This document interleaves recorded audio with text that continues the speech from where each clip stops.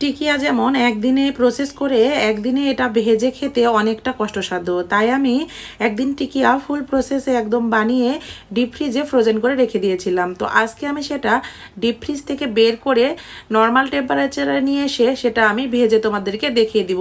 তো কেমন হয় চলো সেটা তোমাদেরকে ভিডিওতে শেয়ার করি। হ্যালো বন্ধুরা, আসসালামু আলাইকুম। তো প্রথমে আমি ফ্রিজ থেকে সে টিকিয়ার গোল গোল শেপ করে যেগুলো আমি রেখে দিয়েছিলাম ফ্রোজেন করে সেটা বের করে নিব। তাই বেসিক্যালি আমি এই বক্সেই আমি রেখেছিলাম, যারা আমার আগের ভিডিও দেখেছো তারা তো অবশ্যই জানো। তো এখান থেকে আমি মোটামুটি 9টা টিকিয়ার এই গোল গোল শেপ বলগুলো বের করে নিব। 9টা বের করলে এখান থেকে 10-12টা টিকিয়া বের করা যায়। যাই হোক, এখানে আমি মোটামুটি 9টা বের করে নিয়েছি। এটা যেহেতু ডিপ ফ্রিজে ছিল তাই এটা নর্মাল করার জন্য বেশ কিছুটা সময় দিতে হবে। এটা আমি এক সাইডে ঢেকে রেখে দিলাম এবং অন্য সাইডে আমি ধনেপাতা সুন্দরভাবে ধুয়ে কুচি করে নিলাম, পেঁয়াজগুলো কুচি করে নিয়েছি এবং ডিমটা নিয়ে নিয়েছি। অলরেডি কিন্তু আমার এই তো নর্মাল টেম্পারেচারে এই বলগুলো চলে এসেছে। এখন আমি এগুলো হাত দিয়ে সুন্দরভাবে ভেঙে নিব।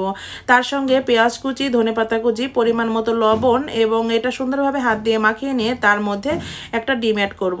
এটা ডিম অ্যাড করার পরেই আর কি এটা সুন্দরভাবে মাখিয়ে নিতে হবে। বেশ কিছুটা সময় ধরে মাখানোর প্রয়োজন নয়, কারণ বেশি মাখালে এটা পানি চলে আসবে। যদিও পেঁয়াজ আর ডিম দেওয়া আছে, এটা পানি ছেড়ে দিলে ভাজতে অনেকটা সময় লেগে যায়। ডিম, পেঁয়াজ, ধনেপাতা দিয়ে মাখানোর পরে সঙ্গে সঙ্গে এটা ভেজে নিতে হবে। তো অলরেডি কিন্তু আমার 9টা বল থেকে মোটামুটি 13টা টিকিয়া বের হয়েছে। এখন আমি কড়াইতে তেল গরম করে, তেলে একটু পরিমাণ বেশি দিতে হবে, তার মধ্যে এই তো টিকিয়ার শেপগুলো ছেড়ে দিব। তারপরে এটা আস্তে আস্তে লো হিটে এই টিকিয়াগুলো আমি ভেজে নিব। টিকিয়া খেতে আমার কিন্তু ভীষণ ভালো লাগে। সবচাইতে বেশি পছন্দ করে আমার দুই বেবি। আমার ছোট বেবি তো এই টিকিয়ার নাম দিয়েছে মাংসের বড়া। সে তো বলে এটা মাংসের বড়া, সত্যিই তো, তাই না বলো? এটা তো মাংসের বড়াই।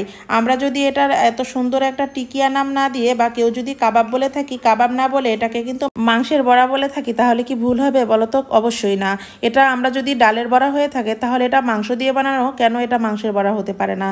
তো যাই হোক, আমার কিন্তু টিকিয়া ভাজা অনেকটা কমপ্লিটই হয়ে গেছে। আর হ্যাঁ, টিকিয়া বানানোর সময় এখানে যেহেতু ডিম অ্যাড করা থাকে তাই তেলের মধ্যে এরকম ফেনা ফেনা ভাব আসে। আমার কিন্তু অলরেডি টিকিয়া ভাজা একদম কমপ্লিটই হয়ে গেছে। তো আজকে আমি যেভাবে টিকিয়া বানালাম এভাবে তোমরাও বাসায় ট্রাই করো, অবশ্যই টিকিয়া ভাজা একদম পারফেক্ট হবে।